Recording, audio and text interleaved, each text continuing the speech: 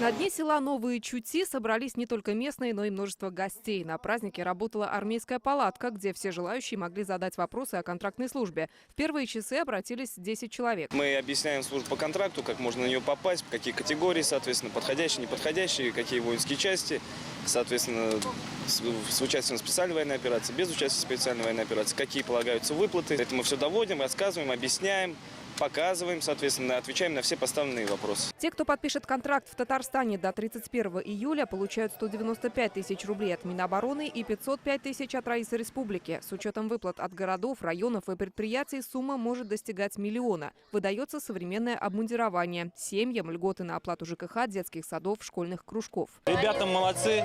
Спасибо им огромное. Если бы не те ребята, которые сейчас находятся там, не было такого мирного неба над головой, над нами. Я думаю, что это все равно это обязанность каждого гражданина, да, Российской Федерации, то есть, который сделал для себя такой выбор, пойти защищать Родину, и я отношусь только положительно. У вас друзья? Да, есть друзья, знакомые, которые находятся там. Контрактником от республики может стать любой гражданин в возрасте от 18 до 64 лет, в том числе из других регионов. Лина Зинатульна, Айгуль Идиатульна, Булат Минязов, ТНВ, Бавлинский район.